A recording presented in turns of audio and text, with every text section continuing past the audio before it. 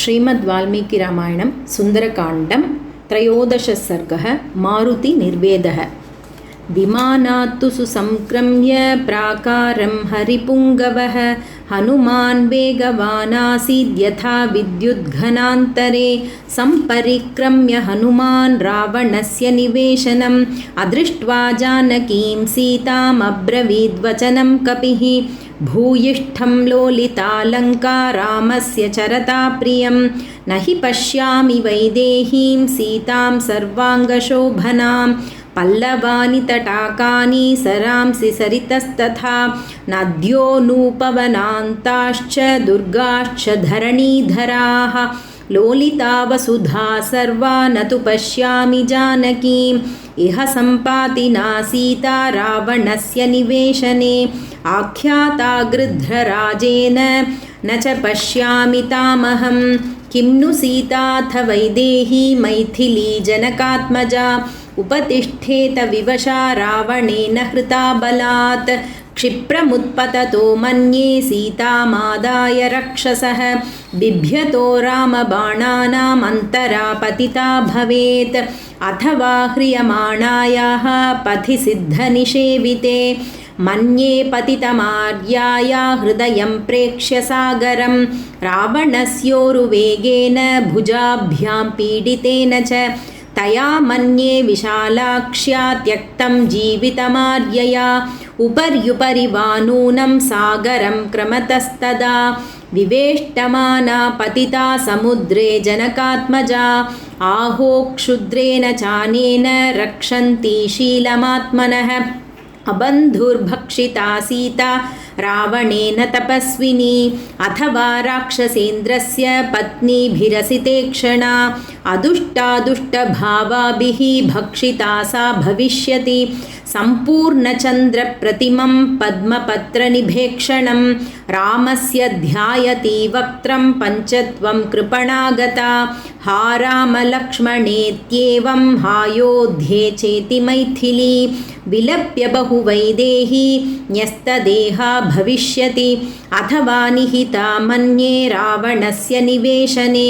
नूनं लालप्यते सीता पञ्जरस्थेव शारिका जनकस्य सुता सीता रामपत्नी सुमध्यमा कथम् उत्पलपत्राक्षी रावणस्य वशं व्रजेत् विनष्टा वा प्रनष्टा वा मृता वा जनकात्मजा रामस्य प्रियभार्यस्य न निवेदयितुं क्षमम् निवेद्यमाने दोषः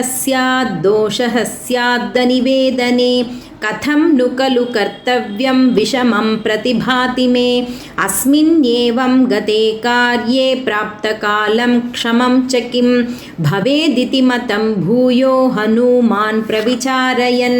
यदि सीतामदृष्ट्वाहं वानरेन्द्रपुरीमितः गमिष्यामि ततः को मे पुरुषार्थो भविष्यति ममेदं लङ्घनं व्यर्थं सागरस्य भविष्यति प्रवेशश्चैव लङ्काया राक्षसानां च दर्शनं किं मां वक्ष्यति सुग्रीवो हरयो वा समागताः किष्किन्धां समनुप्राप्तं तौ वा दशरथात्मजौ गत्वा तु यदि काकुत्स्थं वक्ष्यामि परमप्रियं न दृष्टेति मया सीता ततस्त्यक्ष्यति जीवितं परुषं दारुणं क्रूरं तीक्ष्णमिन्द्रियतापनं सीतानिमित्तं दुर्वाक्यं श्रुत्वा स न भविष्यति तं तु कृच्छ्रगतं दृष्ट्वा पञ्चत्वगतमानसं भृशानुरक्तो मेधावी न भविष्यति लक्ष्मणः विनष्टौ भ्रातरौ श्रुत्वा भरतोऽपि मरिष्यति भरतं च मृतं दृष्ट्वा शत्रुघ्नो न भविष्यति पुत्रान् मृतान् समीक्ष्याथ न भविष्यन्ति मातरः कौसल्या च सुमित्रा च कैकेयी च न संशयः कृतज्ञः सत्यसन्धश्च सुग्रीवः प्लवगाधिपः रामं तथागतं दृष्ट्वा ततस्त्यक्ष्यति जीवितं दुर्मना व्यथिता दीना निरानन्दा तपस्विनी पीडिता भर्तृशोकेन रुमा त्यक्ष्यति जीवितं वालिजेन तु दुःखेन पीडिता शोककर्षिता पञ्चत्वं च गतेराज्ञी तारापि न भविष्यति माता पित्रोर्विनाशेन सुग्रीवव्यसनेन च कुमारोऽप्यङ्गदः कस्मात् धारयिष्यति जीवितं भर्तृजेन तु दुःखेन ह्यभिभूतावनौकसः शिरांसि अभिहनिष्यन्ति तलैर्मुष्टिभिरेव च सान्त्वेनानुप्रदानेन मानेन च यशस्विना लालिताः कपिराजेन प्राणां त्यक्ष्यन्ति वानराः न वनेषु न शैलेषु न निरोधेषु वा पुनः क्रीडामनुभविष्यन्ति समेत्य कपिकुञ्जराः सपुत्रदाराः सामात्या भर्तृव्यसनपीडिताः शैलाग्रेभ्यः पतिष्यन्ति समेत्य विषमेषु च विषमुद्बन्धनं वापि प्रवेशं ज्वलनस्य वा उपवासमथो शस्त्रं प्रचरिष्यन्ति वानराः घोरमारोदनं मन्ये गते मयि भविष्यति इक्ष्वाकुकुलनाशश्च नाशश्चैव वनौकसां सोऽहं नैव गमिष्यामि किष्किन्धां नगरीमितः न च शक्ष्याम्यहं द्रष्टुं सुग्रीवं मैथिलीं विना मय्यगच्छति चेहस्थे धर्मात्मानौ महारथौ आशयातौ धरिष्येते वानराश्च मनस्विनः हस्तादानो मुखादानो नियतो वृक्षमूलिकः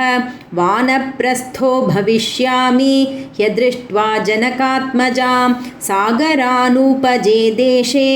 बहुमूलफलोदके चितां कृत्वा प्रवेक्ष्यामि समिद्धमरणीसुतम् उपविष्टस्य वा सम्यक् लिङ्गिनं साधयिष्यतः शरीरं भक्षयिष्यन्ति वायसाः श्वापदानि च इदं महर्षिभिर्दृष्टं निर्याणमिति मे मतिः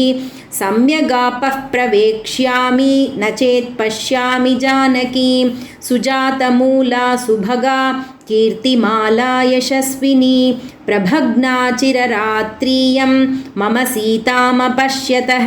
तापसो वा भविष्यामि नियतो वृक्षमूलिकः नेतः प्रतिगमिष्यामि ताम दृष्ट्वा सितेक्षणां यदि तः प्रतिगच्छामि सीतामनधिगम्यताम् अङ्गदः सह तैः सर्वैः वानरैर्न भविष्यति विनाशे बहवो दोषाः जीवन् भद्राणि पश्यति तस्मात् प्राणान् धरिष्यामि ध्रुवो जीवति सङ्गमः एवं बहुविधं दुःखं मनसा धारयन्मुहुः नाध्यगच्छत् तदा पारं शोकस्य कपिकुञ्जरः ततो विक्रममासाद्य धैर्यवान् कपिकुञ्जरः रावणं वा वधिष्यामि दशग्रीवं महाबलं काममस्तु हृता सीता प्रत्याचीर्णं भविष्यति अथ वैनं समुत्क्षिप्य उपर्युपरि सागरं रामायोपहरिष्यामि पशुं पशुपतेरिव इति चिन्तां समापन्नः सीतामनधिगम्यतां ध्यानशोकपरीतात्मा चिन्तयामास वानरः यावत् सीतां हि पश्यामि रामपत्नीं यशस्विनीं तावदेतां पुरीं लङ्कां विजिनोमि पुनः पुनः सम्पाति वचनाच्चापि रामं यद्यानयाम्यहम् अपश्यन् राघवो भार्यां निर्दहेत् सर्ववानरान् इहैव नियताहारो वत्स्यामि नियतेन्द्रियः न मत्कृते विनश्येयुः सर्वे ते नरवानराः अशोकवनिका चेयं दृश्यते या महाद्रुमा इमामभिगमिष्यामि न हीयं विचिता मया वसून् रुद्रांस्तथादित्यान् अश्विनौ मरुतोऽपि च नमस्कृत्वा गमिष्यामि रक्षसां शोकवर्धनः जित्वा तु राक्षसान् सर्वान् इक्ष्वाकुकुलनन्दिनीं सम्प्रदास्यामि रामाय यथा सिद्धिं तपस्विने समुहूर्तमिव ध्यात्वा चिन्ता विग्रथितेन्द्रियः उदतिष्ठन् महातेजा हनुमान् मारुतात्मजः नमोऽस्तु रामाय स लक्ष्मणाय देव्यै च तस्यै जनकात्मजायै नमोऽस्तु रुद्रेन्द्रयमानिलेभ्यः नमोऽस्तु चन्द्रार्कमरुद्गणेभ्यः नमोऽस्तु रामाय स लक्ष्मणाय देव्यै च तस्यै जनकात्मजायै नमोऽस्तु रुद्रेन्द्रयमानिलेभ्यः नमोऽस्तु चन्द्रार्कमरुद्गणेभ्यः नमोऽस्तु रामाय स लक्ष्मणाय देव्यै च तस्यै जनकात्मजायै नमोऽस्तु रुद्रेन्द्रयमानिलेभ्यः नमोऽस्तु चन्द्रार्कमरुद्गणेभ्यः सतेभ्यस्तु नमस्कृत्वा सुग्रीवाय च मारुतिः दिशः सर्वाः समालोक्य ह्यशोकवनिकां प्रति स गत्वा मनसा पूर्वम् अशोकवनिकां शुभाम् उत्तरं चिन्तयामास वानरो मारुतात्मजः ध्रुवं तु रक्षो बहुला भविष्यति वनाकुला अशोकवनिका चिन्त्या सर्वसंस्कारसंस्कृता रक्षिणश्चात्र विहिता नूनं रक्षन्ति पादपान् भगवानपि सर्वात्मा नातिक्षोभं प्रवाति वै संक्षिप्तोऽयं मयात्मा च रामार्थे रावणस्य च सिद्धिं मे संविधास्यन्ति देवाः सर्षिगणास्त्विह ब्रह्मा स्वयंभूर्भगवान् देवाश्चैव दिशन्तु मे सिद्धिम् अग्निश्च वायुश्च पुरुहूतश्च वज्रभृत् वरुणः पाशहस्तश्च सोमादित्यौ तथैव च अश्विनौ च महात्मानौ मरुतः सर्व एव च सिद्धिं सर्वाणि भूतानि भूतानां चैव यः प्रभुः दास्यन्ति मम ये चान्ये ह्यदृष्टाः पथि गोचराः